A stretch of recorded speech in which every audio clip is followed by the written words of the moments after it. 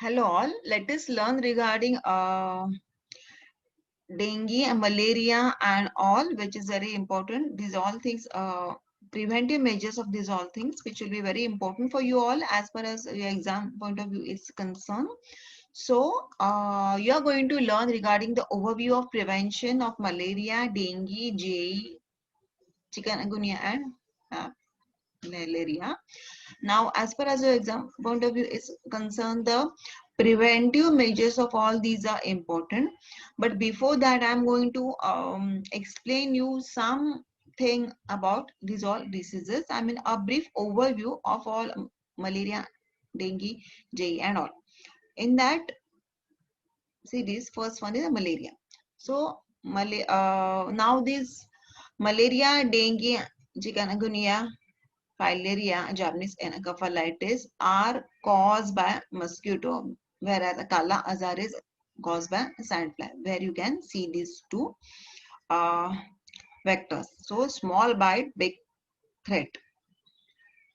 So since these five diseases are caused by malaria vector, preventive measures for all five will be same. Okay. So in that series, first one is malaria. Malaria means bad air. Malaria means bad air. It's originally thought to be caused by foul air.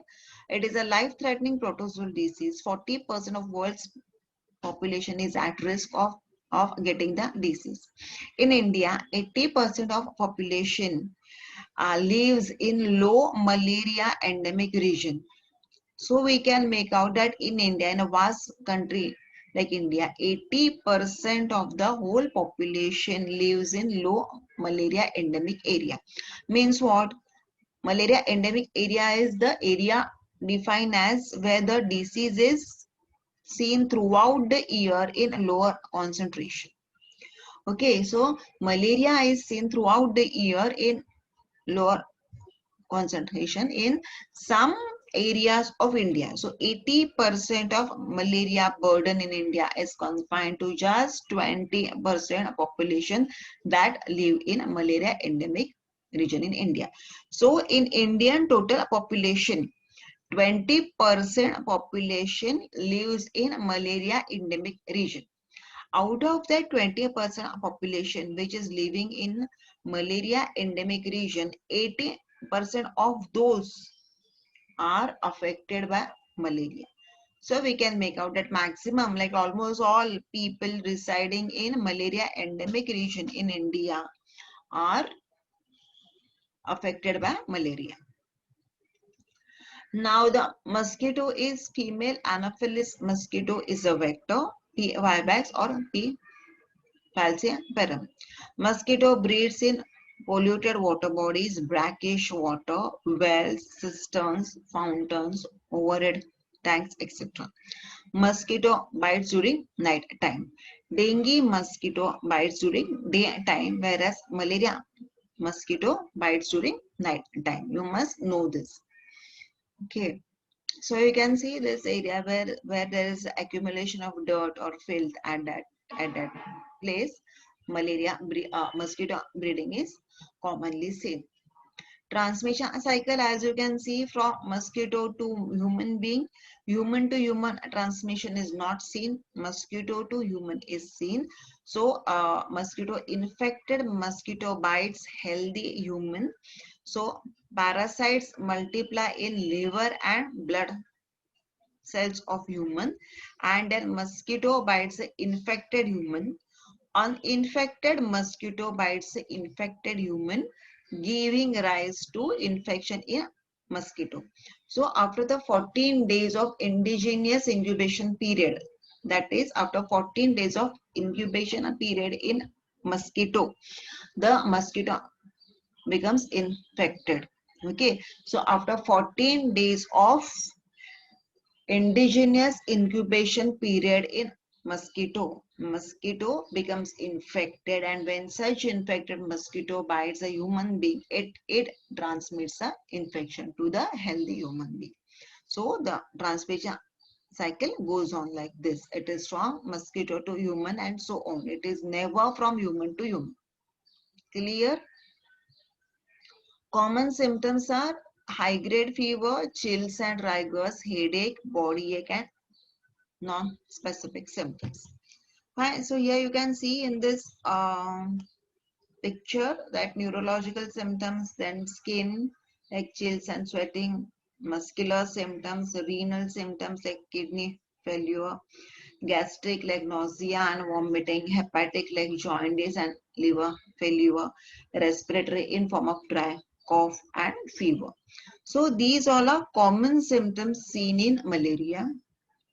Diagnosis we can do with the help of rapid diagnostic kit test and also like traditional slide test for parasites where we take thick and thin smear. Okay, nowadays for we do this rapid diagnostic kit test, which is an antigen test. Treatment is in form of a rest and fever control with the help of paracetamol tablet, cold sponging, chloroquine for 3 days we give, Plasmodium vivax. In case of Plasmodium vivax, we give Primaquine for 14 days in addition to chloroquine. So if the infection is with vivax, we give along with chloroquine, we give Primaquine for 14 days. For Plasmodium falciparum, we give artesunate based combination therapy, that is ACT we give. In ACT, artesunate based combination therapy, we give chloroquine along with artesunate. So we give 2 drugs at a time. Why we give 2 drugs? Okay, why we give this a combination? Because only artesunate or only chloroquine may give resistance to human being. So resistance develop very easily. So always we give a combination therapy whenever we have a infection with Plasmodium falciparum. Severe malaria may require artesunate based combination, means ATC, along with ACT, means artesunate combination therapy along with quinine sulfate. Now, infants and pregnant women, we have to give special attention to infants and pregnant women. So this is all regarding treatment of malaria. So in malaria, we learn what? We learn the common symptoms. We took overview of the transmission cycle. We took overview of common symptoms. How do we do diagnosis and treatment? Coming to dengue. Dengue fever is caused by the dengue virus. It is pronounced as dengue. Dengue occurs in epidemic form from time to time. Now, what is the meaning of epidemic? Epidemic is defined as occurrence of disease in excess than expected. Now, expected from the previous records. So, compared to the previous records, if it is more, then it is known as epidemic. If cases of dengue in this year are more than expected than the previous record, then only it is known as that dengue ka epidemic आया है. Common name of disease is a breakbone fever. It is also known as a haddi tod bukhar. So it is also known as breakbone fever. Why it is known as breakbone fever? Because it causes severe body ache. Myalgia and arthralgia is commonly seen. So it is known as haddi tod fever also. Now, what is dengue? It is a common disease in tropical as well as subtropical countries. Causative agent is a virus, which are of 4 types, namely DNV1, DNV2, 3 and 4. The vector is mainly mosquito known as Aedes aegypti mosquito, commonly known as a tiger mosquito. Why tiger mosquito? I will explain you this later. And environmental health transmission.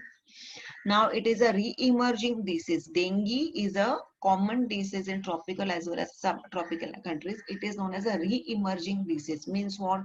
Means it was present previously in between some 40-50 years. It was absent and again now it is re-emerged. So, it is a re-emerging disease. In 1920s or so, we used to have dengue fever. and then after a period of 60 to 80 years we did not have, and again now we have this disease. So it is a re-emerging diseases. It is one of the re-emerging diseases. See the mosquito. Because of the presence of this black and white patches over the legs and over the body, it is known as a tiger mosquito. So it is a unique type of feature. Anopheles mosquito does not have such spots, whereas this tiger mosquito or Aedes aegypti mosquito does have this black and white patches. Now, environmental factors, it is commonly seen from July to December. Biting time is during the day. Ideal temperature is 20 to 28 degrees. Humidity, it is seen in high humid temperature. Tiger mosquito breeds in fresh water pool. Very important, fresh water pool. So the stagnant water in ACs, stagnant water in the pot below the fridge, in your potted plants, there we get this mosquito breeding. Now, vulnerability to all age groups and both sexes. Those previously infected by dengue are more likely to experience a severe form of disease if reinfected. If same person reinfected with dengue, it is a dengue hemorrhagic fever, DHF. It is a catastrophic reaction, immunologically catastrophic reaction we get if the patient gets reinfection at that time. Now again, a transmission cycle, human to human infection we don't see, but again mosquito to human and all we see infection, transmission cycle of disease in malaria, dengue, chikungunya and all are seen.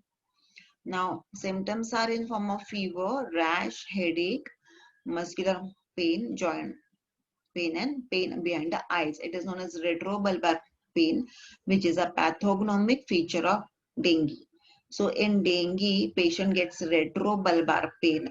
Patient gets pain during blinking of eyes. Patient gets pain during movement of eyes. So it is known as a retrobulbar pain, which is a pathognomic feature of dengue fever. And when we say about joint pain and muscle pain, it is a severe form of pain. बहुत ज़्यादा दुखता है. Okay. And fever also, it's a high grade fever at 103, 104 degree Fahrenheit and so. Now DHF, dengue hemorrhagic fever, a decrease in platelet count leads to bleeding. Bleeding from gums, bleeding into joints, bleeding under the skin, causing discoloration, petechial hemorrhages in guts causing black colored stool or even frank blood in stool. Okay, so DHF is a severe form. It is more risky, where we can see the frank blood coming out from any of the orifices of the body. Okay, from the nose, from the gums, from ears and so on. Then what we can do, we can give treatment in form of fluids, adequate rest in form of complete bed rest, no injections are required, PCM for pain and fever, monitor platelet count and BP, in severe cases, platelet transfusion and blood transfusion. Then require immediate attention with danger signs, bleeding from any side, severe abdominal pain, prolonged frequent vomiting, unconsciousness and raise in the temperature. Now let us see about JE, Japanese encephalitis. It is mostly seen in southern India, UP, northeast states, etc. In Maharashtra, it is not seen. So in the national health programs of South India, vaccine of JE is included. Japanese encephalitis vaccine included in Karnataka onwards, in Maharashtra in national health programs. The free vaccine what we give under the National Health Program, National Immunization Schedule. JE vaccine in Maharashtra is not included, whereas it is included in the South India. So the symptoms are fever, headache, weakness, rapidly progressing to. So it starts with mild fever, mild headache, weakness and all. Then it rapidly progresses to high grade fever, neck rigidity or neck pain, vomiting, seizures, inability to speak and paralysis. Treatment consists of symptomatic, which may include sponging for fever, PCM, drugs for seizures, oxygen treatment. Patient may need referral to higher level of healthcare facility. Danger signs are unconsciousness, seizure, poor respiration, and paralysis. Then chikungunya. It is a viral disease transmitted by tiger mosquito, same as Aedes aegypti. So the symptoms of chikungunya and dengue are similar. Only thing in chikungunya, the involvement of small joints do occur. So the patient gets pain in their what we say knuckles, pain in their fingers, okay, wrist pain. These all are seen even 6 months or 1 year later recovery of the disease. So patient complains कि बाबा छोटे joint सब दुखते हैं, fingers दुखते हैं, that wrist joint दुखता है and all. Fine. So the small joint involvement is predominantly seen. Symptoms are fever, chills, headache, generalized body ache, skin rash, and small joint pain. So, since involvement of small joint, patient do get small joint pains, and it prolongs for 6 months to 1 year after recovery of the disease. Means it persists for 6 months or so after recovery of the disease. Then treatment we give in form of analgesics, PCM, diclofenac sodium, plenty of fluid, avoid aspirin and normal food intake. Avoid aspirin, why? To prevent the bleeding. Aspirin is fibrinolytic, so it causes bleeding. So prevent aspirin to, so stop aspirin or avoid aspirin to prevent the bleeding. Then we have filaria. Okay, so in chikungunya, what all we get? We get the epidemiology, the overview of epidemiology we saw, common symptoms we saw, the treatment and all what we give that we saw.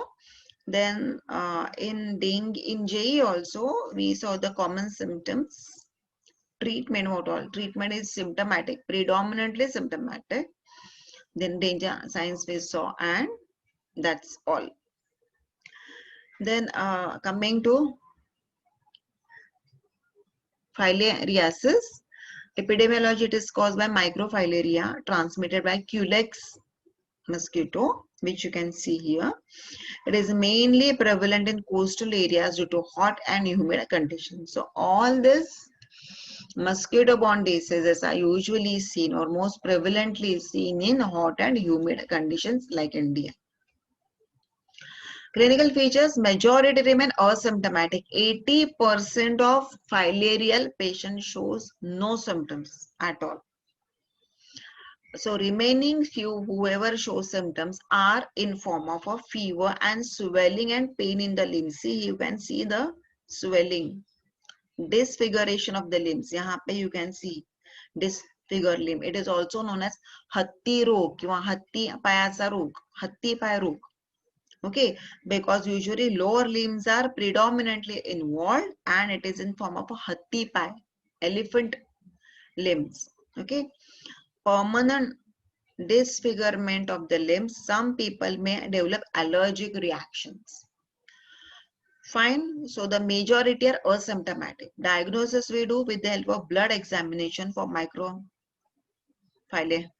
and antibody test. Treatment is DEC, diethyl carbamazine, with albendazole, or we give ivermectin with albendazole. Now DEC is diethyl carbamazine with albendazole we give, or ivermectin with albendazole. This is a common line of treatment we give. Now, when we require immediate attention with danger signs, usually it is asymptomatic, but whenever we show symptoms or whenever the patient shows some danger signs, okay, so generally filariasis do not lead to any life-threatening complications, but medication cause larval death. Because of this, DEC and albendazole or ivermectin and albendazole results into the larval death, and because of the um, secretion of the toxins released from the dead larva causes a immunological reaction which gives an allergic reaction. Okay, so the medication cause larval death in body which sometimes gives rise to allergic reaction because the dead larva release toxins. So those toxins in body leads to allergic reactions like swelling of body and itching. Any reaction after taking medicines should be reported to the doctor, because the reaction is not because of the drugs but because of the larval death which occurs because of medicines. The dead larva releases the toxins which gives the immunological reaction in human body. Now, the major part of the gist of this lecture is prevention from vector-borne disease. It is usually asked as a short note for 5 to 8 marks or 7 marks. Okay, so prevention from vector-borne. Now here only you can see the picture. Insecticide impregnated bed nets or common bed nets, larva control or mosquito control, then spraying, then personal protective measures, larva control with the help of fish, and this is the spraying and cleaning. Okay, so don't allow water to remain stagnant in and around your houses. Clean the blocked drains, empty the room air coolers and flower vases completely at least once in a week and then refill them. Tray below the fridge also to be cleaned. So what all stagnant water, what all stored stagnant water in ACs, in air coolers, in your fridge ka tray, in the vase, okay, in your potted plants ka niche ka plate. This all has to be cleaned at least once in a week. Okay, if the water is used, if the stored water is used for bathing and for day-to-day core, at that time also it has to be covered. After a week, the water is drained off and refilled, okay, in the drums and buckets or so. Dispose of, now first one is reducing the source where the mosquito can breed. Okay, so we can reduce the source where mosquito can breed. Here you can see the old tires, the old waste bottles and all. So the dispose of old containers, tins and tires. Keep the water tanks and water containers tightly covered so that mosquitoes cannot enter them and start breeding. Fill the ditches, means any खड्डा रहता है और any gutter रहता है तो cover it up or fill. Introduction of some type of small fish, Gambosia or lobster, which eats mosquito larvae into the water bodies. Gutters रहता है, नाला रहता है, उसमें इंट्रोड्यूस गैम्बोजिया और लेबिस्टर फिश, और pour the oil Paris green over the water. Gutter में flowing open gutter रहता है और ओपन नाला रहता है, तो उसके ऊपर pour the oil which is Paris green, which is available in form of a Paris green. So pour that over the gutter or nala so that the larva will get killed. Don't turn away the spray workers whenever they come to spray your house. Very important. If you want to go out, if it's a time for you to eat or to sleep in afternoon, at that time also, please allow them. Don't turn away spray workers whenever they come to spray, because again they might not come to your house. So welcome them. Spraying of DDT, malathion and pyrethrum is important.